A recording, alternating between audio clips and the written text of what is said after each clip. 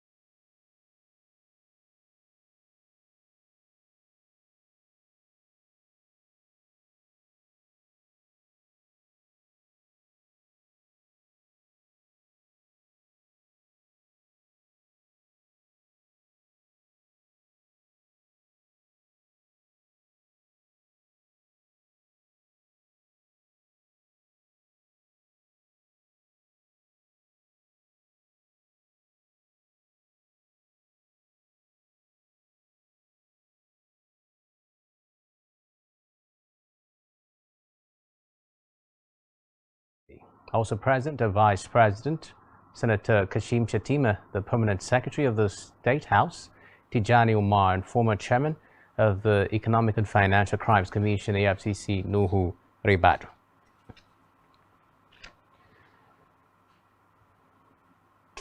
Still from the seat of power, President Bola Tinubu has said that the national minimum wage needs a review to reflect realities, assuring that improved livelihood for Nigerians remains a top priority of his administration, with more people-focused economic policies.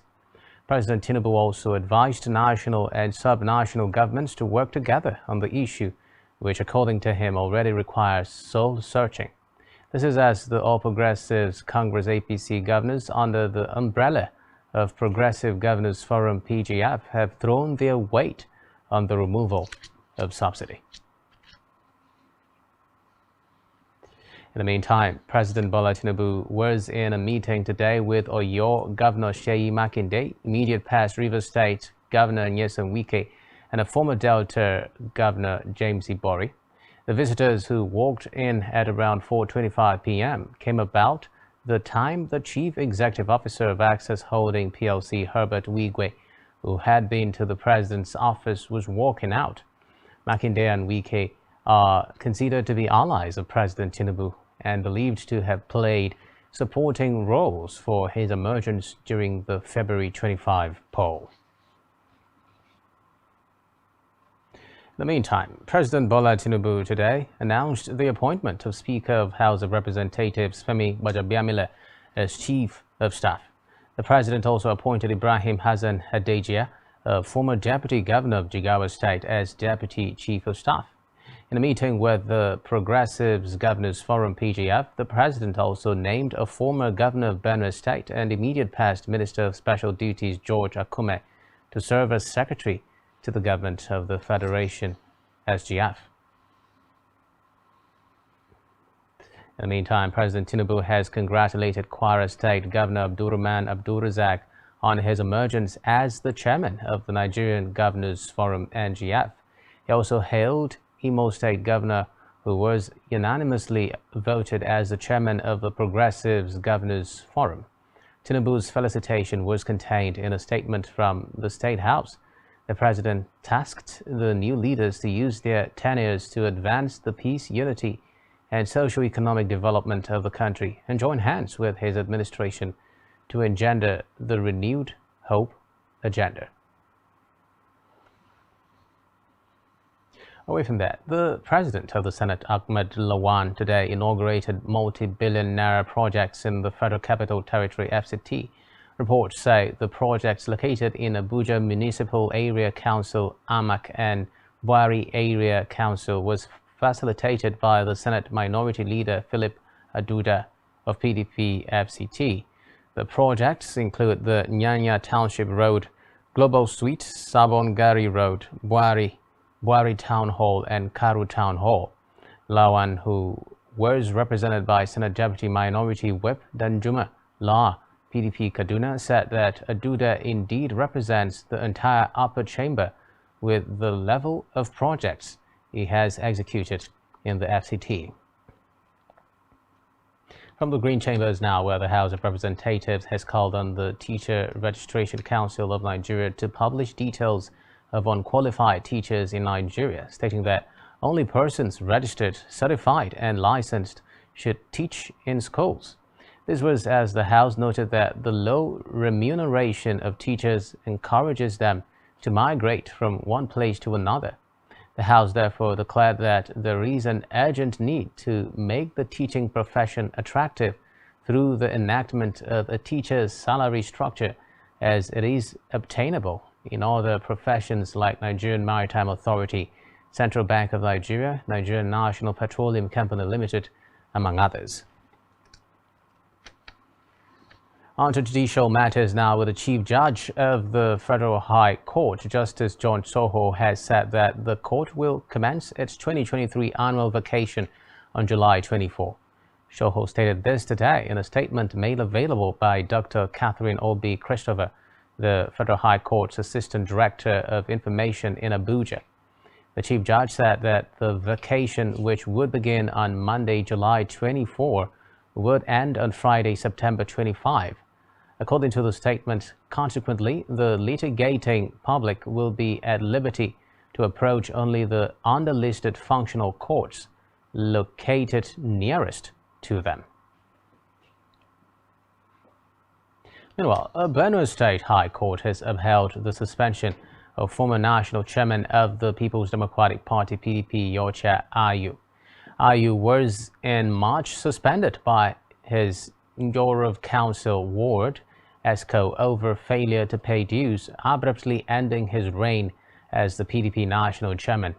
The ward ESCO had also accused Ayu of anti-party activities, after which they passed a vote of no confidence on him. While reading their resolution at the time, the secretary of the party in Igorov ward, Vanga Doyum, said Ayu's anti-party activities alongside his allies contributed to PDP's loss in his ward and local government in the governorship election. They also alleged that the PDP chieftain did not vote during the governorship and state assembly elections held on the 18th of March 2023. According to them, most of Ayu's closest allies worked for the opposition All Progressives Congress APC, which resulted in the abysmal performance of the PDP in Igorov ward. Meanwhile, 12 out of the 17 ESCO members signed the documents endorsing his suspension. In the meantime, the election petition of the Allied People's Movement APM against the Independent National Electoral Commission INEC, All Progressives Congress APC, and President Bola Tinubu has been adjourned till Friday, June 9, 2023. The tribunal had adjourned at the last sitting to enable parties obtain copies of the judgment in a similar matter of the People's Democratic Party PDP versus the APC and President Bola Tinubu, which the respondents in this matter say have been thoroughly dealt with. The matter was adjourned again today on the grounds that the councils have not been able to obtain copies of the Supreme Court judgment referred to here. Report says that the party was in court for proceedings on its suit challenging the February 25 election of President Bola Tinubu and Vice President Kashim Shettima. The APM in its petition contends that the withdrawal of Ibrahim Masari, who was initially nominated as the vice presidential candidate of the All Progressives Congress APC, invalidated Tinubu's candidacy in view of Section 131 subsection C and 142 of the 1999 Constitution as amended. Meanwhile, the presidential election petition Court, PEPC, today admitted exhibits from the presidential candidate of the Labour Party, Peter Obi, in additional 6 states in his quest to establish rigging and other electoral malpractices that led to his loss in the February 25 presidential election.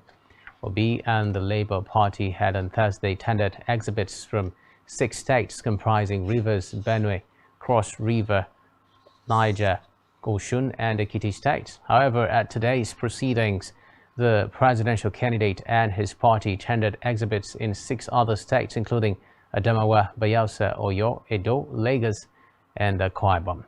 The exhibits, comprising forms EC8A used in the February 25 presidential election and certified by the National Electoral Commission (INEC) as true copies of the original, were admitted as exhibits.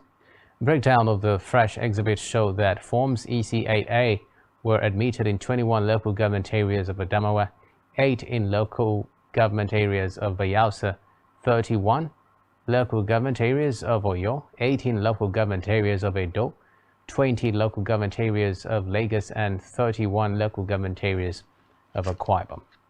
The winner of the election, Asiwaju Bola Ahmed Tinubu, and the All Progressives Congress, APC, as well as the Independent National Electoral Commission (INEC) that conducted the election, hinted the court of their intentions to object to the documents at the final stage of address. At the close of Friday's proceedings, Peter Obi, through his counsel Peter Afoba San, informed the court that they have exhausted documents at their disposal for the day. In a related development, the Independent National Electoral Commission (INEC) has explained its objection to the admissibility of election materials tendered by petitioners before the Presidential Election Petition Court (PEPC). INEC's lawyer Kemi Pinheiro San said although the documents were certified by the electoral umpire, it always raised objection where such documents were neither pleaded nor issues joined on them by parties. Pinheiro made the clarification today while objecting to the admissibility of CTCS of election result sheets tendered before the court today by lawyers to the Labour Party LP and its presidential candidate Peter Obi. Pinheiro promised to provide elaborate reasons for INEC's objection at the point of filing its final written address.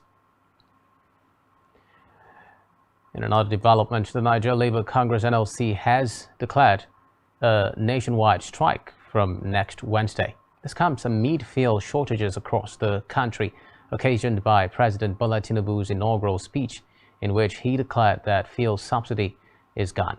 NLC President Joe Ajaero made the announcement after an emergency meeting of the union's National Executive Council (NEC) in Abuja.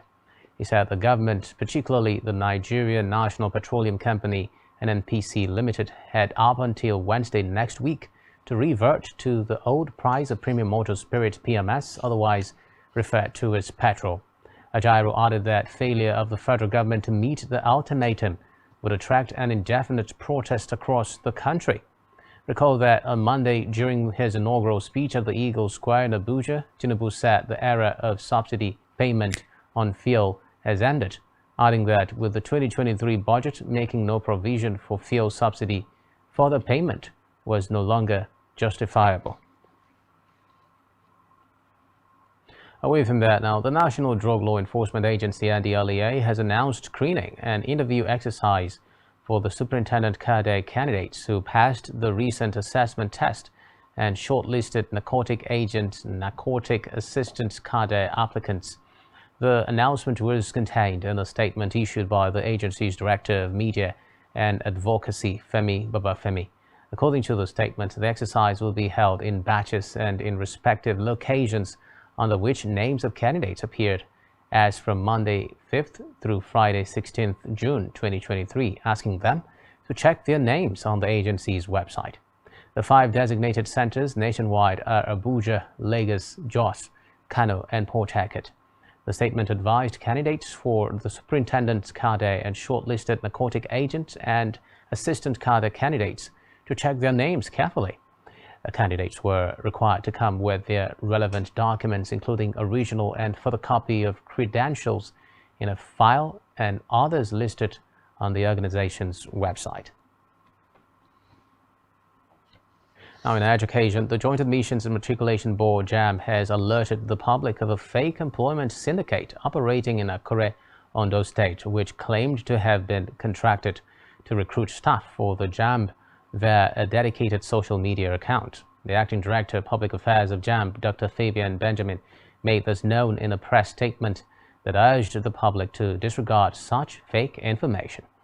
Benjamin said that the syndicate is operating on the Akure Job and Business Advert Forum located at Alabaka Estate, Akure, and is using the name of JAM, Ondo State Office, to advertise job vacancies into secretarial and clerical positions. He said the body is by this disclaimer advising all members of the public to disregard such information, as it is currently not recruiting in any of its offices, nor has it contracted anyone or organization to do so on its behalf. In a separate development now, the immediate past governor of Ekiti State and former chairman of the Nigerian Governors Forum, Kayode Fayemi, has refuted the claim that he is under probe by the Economic and Financial Crimes Commission (EFCC) over an alleged 4 billion naira fraud. Fayemi, in a statement today by the head of his media office, Abuja, Ahmad Sajor, said during his visit to the EFCC, no such allegation was raised during his conversation with officials of the anti-graft agency. The statement, however, noted that all Fayemi did during the conversation with the officials of the EFCC in Ilorin, Kwara State was respond to the agency's inquiries regarding the petition, adding that he is ready for further clarifications. To Abia State now, where Governor Alex Oti has reopened the Umu Ehilebu Industrial Market in Osisioma local government area of Abia State after it was closed for some time because of leadership crisis. The governor appointed Timothy Iheke Kalu as the sole administrator of the market for 3 months, during which he is expected to work with various unions in the market to resolve all issues that led to the closure of the market. The new market's sole administrator is also expected to institute proper leadership, which would enable the market to function seamlessly during his 3-month reign. Still to come in the news. Inflation hardship weakened Nigerian spending in 2022, according to NBS. To stay with us for more on this report.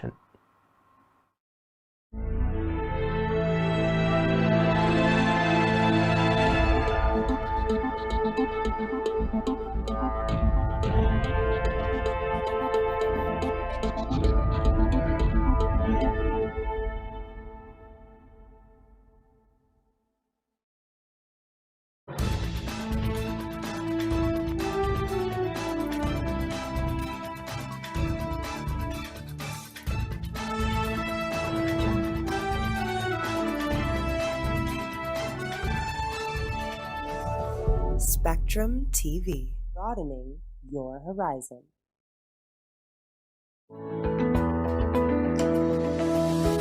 Business exists only to meet the needs of the people, but there's an extra advantage if your product and services are pitched on a platform that gives you the added advantage over your competitors. For your desired return on investment and so much more, advertise on Spectrum Television, on StarTime's DTH Channel 421 and on free-to-air with a frequency of 12733. Spectrum Television, broadening your horizon.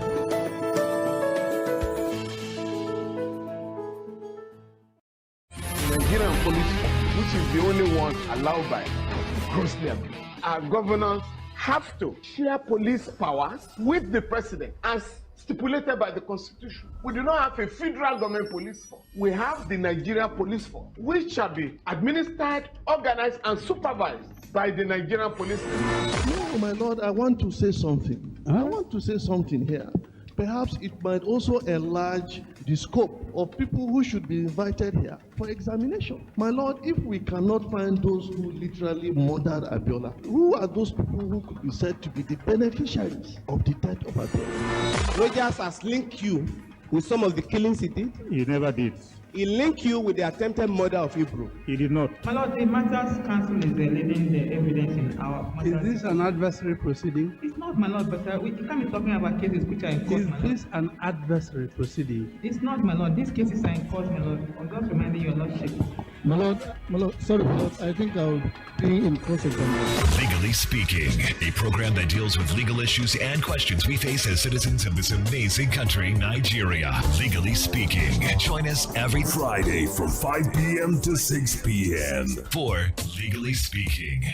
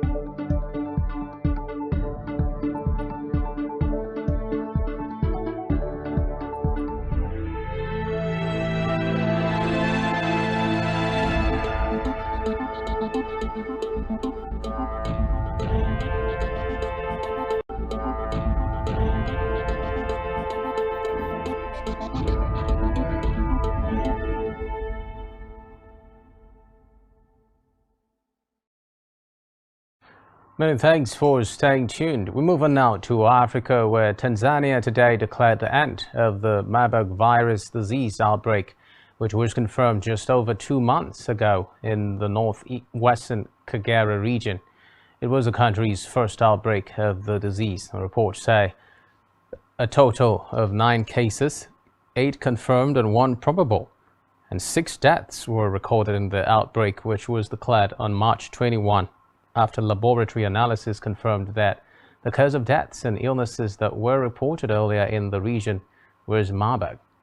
The national health authorities, with support from World Health Organization and partner organizations, immediately rolled out an outbreak response to stop the spread of the virus and save lives.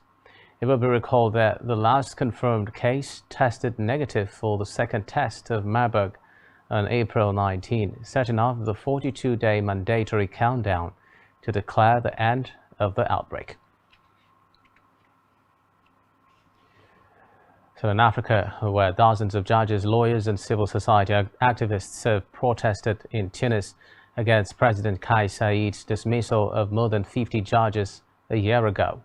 The chief of the Tunisian Magistrates Association, Anas Hamadi, denounced the government's stranglehold on the judiciary, noting that the judges do not want the practices to return. Reports say since mid-February, authorities have arrested many of the most prominent opponents of President Kais Saied. Recall that in early 2022, a few months after seizing full power on 25th July 2021, Saied dissolved the Supreme Council of the Judiciary, CSM, and replaced it with a provisional council whose members he appointed. Meanwhile, fighting between Sudan's warring generals has intensified today despite U.S. sanctions imposed after the collapse of a U.S. and Saudi-brokered truce. Witnesses reported that there was artillery fire around the state television building in the capital's sister city of Omdurman, just across the Nile. Reports say for nearly 7 weeks, deadly fighting between the regular army and the paramilitary rapid support forces has gripped Khartoum and the flashpoint western region of Darfur, despite repeated efforts to broker a humanitarian ceasefire. Meanwhile, Washington slapped sanctions on the warring parties, holding them both responsible for provoking appalling bloodshed. The U.S. Treasury also placed 2 major arms companies of the Sudanese Armed Forces Defense Industries System and Sudan Master Technology on its blacklist. In a related development, residents of the Sudanese capital Khartoum have reported more fighting between the army and the paramilitary rapid support forces RSF. It comes despite U.S. sanctions imposed after the collapse of a humanitarian ceasefire. The people in the city said the army had resumed airstrikes and was using more artillery, but with no sign that the RSF was retreating from the streets and homes it has occupied. Recall that the military announced it had brought reinforcements to the capital from other parts of Sudan. Meanwhile, analysts say the armed forces are expected to launch a massive offensive to clear the paramilitaries from the streets. Away from that, the Malawi High Court has ordered the former ruling party to return money it received as gifts from public bodies within the next 30 days. The Democratic Progressive Party, DPP, was ordered to pay back 14 million Malawian kwacha $1,400 given to the party by public bodies during a fundraising event in 2019 in the run-up to elections that year. The court also ordered the former governing party to declare all public financiers of the fundraising event, which was held in July. According to reports, the case was brought to court by civil society organizations, which argued that political parties should not be receiving donations from public bodies. Elsewhere, suspected Islamic State group-affiliated ADF rebels have reportedly killed at least 9 villagers in the east of the Democratic Republic of Congo. According to reports, the volatile and mineral-rich region along the border with Uganda has been wrecked by increasing violence involving rebel militias that has ensnared neighboring countries. Meanwhile, the Kivu security tracker KST, a network of observers based in DRC's Restive East, said several others were missing after the attack, which also left one person seriously injured. Meanwhile, the government in Senegal has deployed soldiers throughout the capital, Dakar, as residents brace themselves for more unrest. Recall that on Thursday, clashes between security forces and protesters left 9 people dead. It followed the conviction of opposition politician Ousmane Sonko for immoral behavior. He was sentenced in his absence to 2 years in jail. Sonko maintains the charges were politically motivated to prevent him from running in next year's presidential election. Meanwhile, police have surrounded his house and some social media sites have been blocked by the government.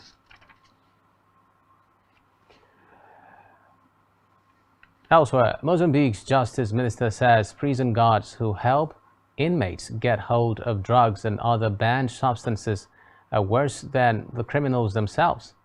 She made the comments during a lecture on human rights in the Special Women's Penitentiary in the southern city of Matola, saying that all manner of illegal items are entering prisons, which would be impossible without the connivance of the guards. On the foreign scene now, Austrian Foreign Minister Alexander Schallenberg said he was very relieved that Kamran Gaddafi and Masoud Mosaheb were being brought home after years of arduous detention in Iran. Denmark's Foreign Minister Lars Løkke Rasmussen said that he was happy and relieved that a Danish citizen is on his way home to his family in Denmark after imprisonment in Iran. He did not name the person, saying their identity was a personal matter and that he could not go into details. Meanwhile, Schallenberg thanked the foreign ministers of Belgium and Oman for providing valuable support without elaborating on what form it took. And still on the foreign scene, Russia region's acting governor Vasily Anokin has reported attacks on different regions as the war spills over from Ukraine's borders into Russian territory. Anokin said 2 drones attacked fuel and energy facilities in Smolensk, western Russia early today, but no casualties or critical damage were reported. According to him, the 2 long-range drones struck around 3 a.m. local time in the villages of Peresna and Divasi. Meanwhile, the United States Secretary of State Antony Blinken has said he is working with Ukraine and other allies to build consensus around the core elements of a just and lasting peace to end the war with Russia. According to Blinken, Washington would also encourage initiatives by other countries to end the conflict as long as they upheld the United Nations Charter and Ukraine's sovereignty, territorial integrity, and independence. Blinken added that the U.S. will support efforts, whether by Brazil, China, or any other nation, if they help find a way to a just and lasting peace.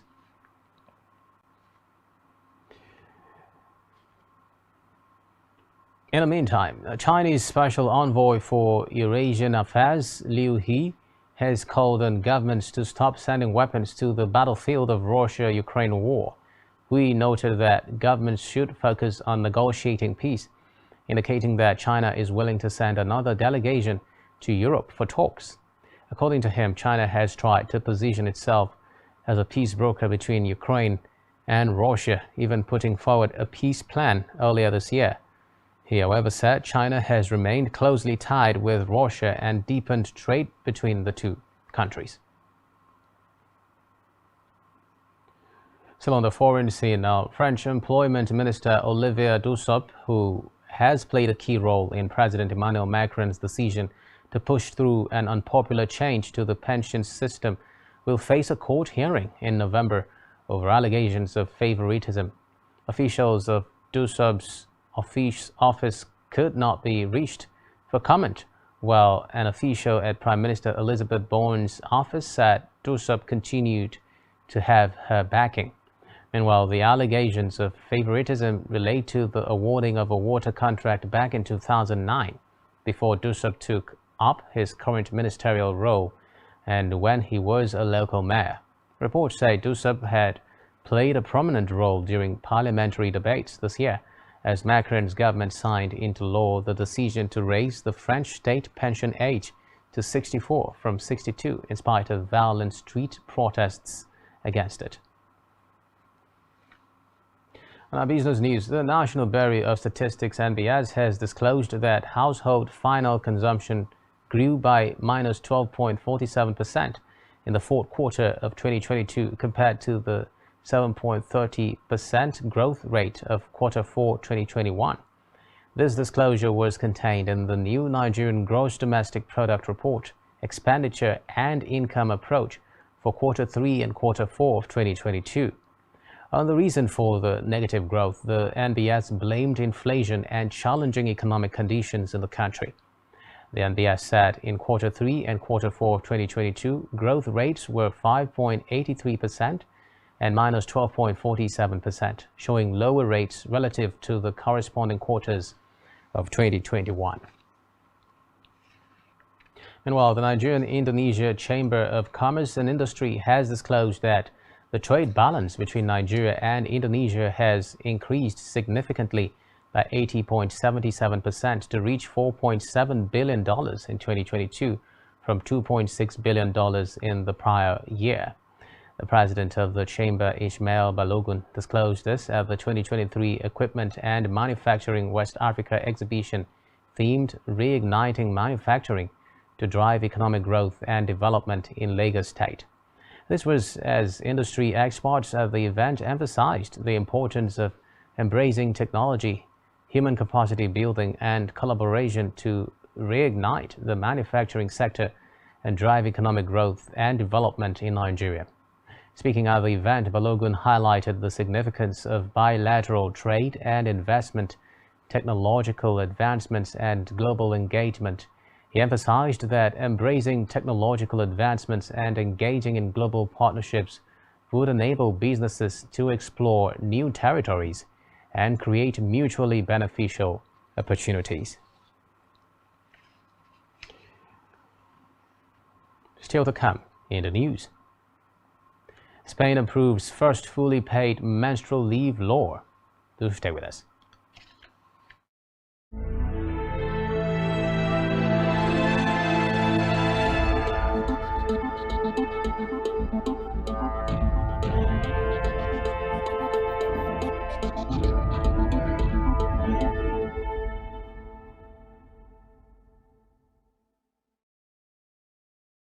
Many thanks for staying tuned. Now in health, Spain has just passed a law allowing those that experience painful periods to take paid menstrual leave from work. The Sexual and Reproductive Health Law, which includes the right for women to take time off work when they have their period, is the first of its kind to be enacted in Europe.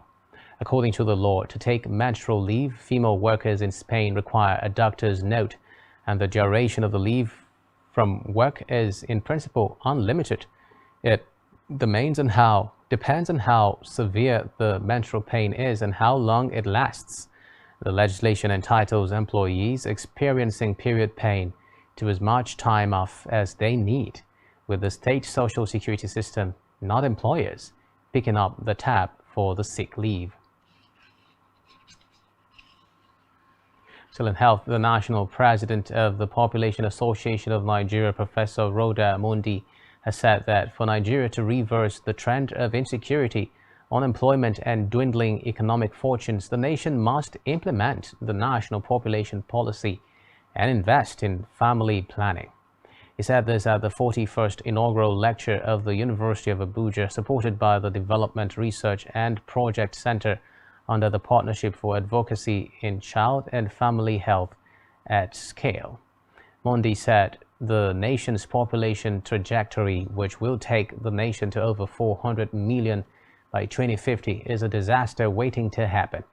She therefore urged President Bola Tinubu to provide adequate funding for family planning, implement the national policy on population, and collaborate with sub-national governments to ensure a productive population that will drive Nigeria's growth. Meanwhile, a new study has found that eating plant-based diets or embracing a vegan lifestyle can boost cardiovascular health due to the low levels of cholesterol associated with them. It also supported the long-held belief that plant-based diets can help to lower blood cholesterol and fat levels while fostering heart health. The new research, which was published in the European Heart Journal, discovered that vegan diet can reduce levels of lipoprotein, which may be a better predictor of cardiovascular disease than low-density lipoprotein (LDL). Recall that the World Health Organization in a report revealed that 18 million people die from cardiovascular diseases each year. The Global Health Organization identified atherosclerosis, which is a thickening or hardening of arteries, as layers of plaque build up over time as the main contributing factor to cardiovascular diseases. In sports now, Max Verstappen set the pace in a first practice session that gave little insight into the true competitive picture at the Spanish Grand Prix. Reports say the world champion was a massive 0.768 seconds quicker than teammate Sergio Perez, who trails the Dutchman by 39 points in the championship. Alpine's Esteban Ocon and Pierre Gasly were third and fifth fastest, split by the AlphaTauri of Nick de Vries. Many teams were trying upgrades on a new version of the Barcelona track. Meanwhile, the fiddly chicane in the final sector, which was introduced in 2007, has been replaced, and the circuit now has two fast right-handers to complete the lap, as it did in its first iteration from 1991 through 2006. Still in sports now, world number 7 Andrei Rublev is out of the French Open after letting slip a 2-set lead against Italy's Lorenzo Sonego in the third round. Sonego won a 5-set thriller 5-7, love 6, 6-3, 7-6, 6-3 on the Roland Garros clay.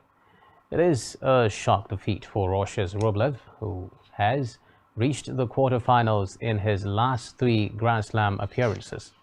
World number 48 Sonego will play 11th seed Karen Khachanov next. Reports say after losing the first 2 sets, Sonego started playing more aggressively and pulled back the third set before winning a tie-break in the fourth to force a decider. Earlier today, Russia's Khachanov came through his third-round match in 4 sets, beating Australian Thanasi Kokkinakis 6-4, 6-1, 3-6, 7-6. Meanwhile, Roma coach Jose Mourinho has been charged by UEFA for using insulting or abusive language against an official after Wednesday's Europa League final. The Portuguese, aged 60, was booked by English referee Anthony Taylor in Budapest, where Sevilla beat his Roma side on penalties after a 1-1 draw. Reports say the charge relates to an incident in a car park after the game when Mourinho directed a foul-mouthed rant at Taylor. Both clubs also face several charges over their fans' and players' conduct. Meanwhile, Sevilla and Roma have been charged with throwing of objects, lighting of fireworks, and improper conduct of their team. Spanish side Sevilla have an additional charge for invasion of the field of play, while Roma were also charged with acts of damage and crowd disturbances. Elsewhere, the Nigerian under-20 team has arrived in Santiago del Estero, Argentina, for their quarterfinal match against the Korean under-20 team in the FIFA Under-20 World Cup. The Korean under-20 team won their round of 16 game against Ecuador 3-2, setting up a highly anticipated quarterfinal match against Nigeria. Nigeria, who are 2-time silver medalists and 7-time African champions, are now considered favorites to win the tournament after their impressive defeat of Argentina. Meanwhile, the Nigerian team's head coach Isa Ladan Boso said that his team has been focusing on taking one game at a time, which has been their pre-tournament philosophy. Boso had previously coached the Flying Eagles to the quarterfinals of the FIFA Under-20 World Cup in Canada 16 years ago.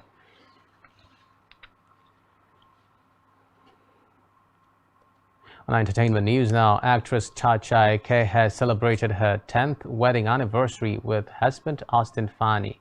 Recall that this comes 1 year after the actress announced the end of their marriage, stating she was done pretending and living a lie.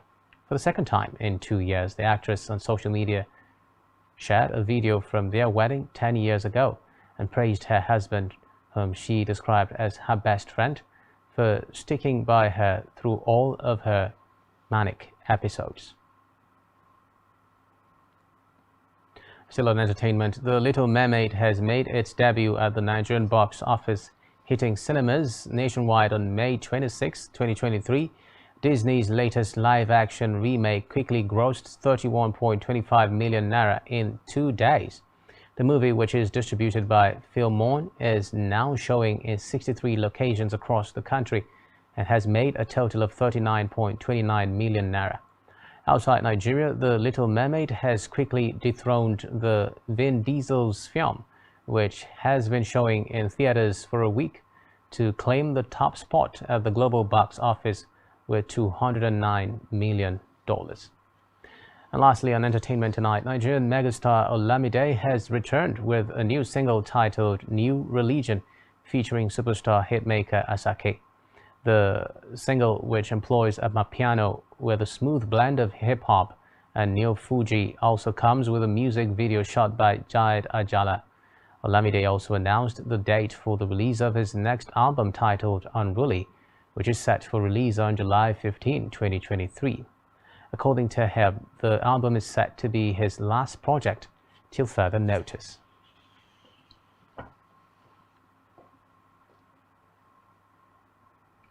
And that's all we have for you at this time. Do ensure to follow us on social media and subscribe to our YouTube channel, all of which you can find on our website, spectrumtv.ng. You've been watching Spectrum News at 9. My name is Xavier Robert, wishing you a terrific weekend and good night.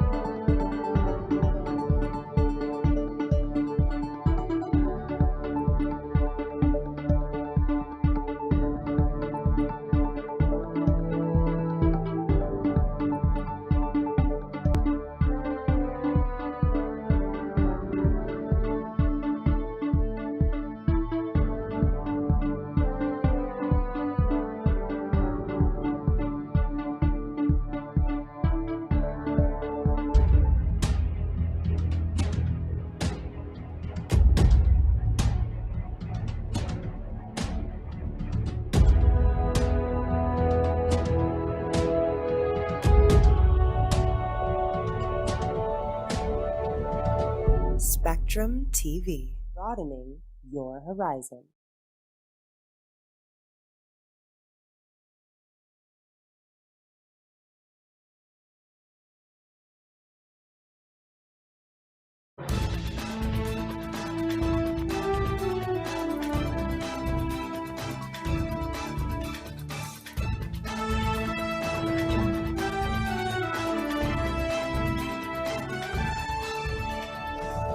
Spectrum TV, broadening your horizon.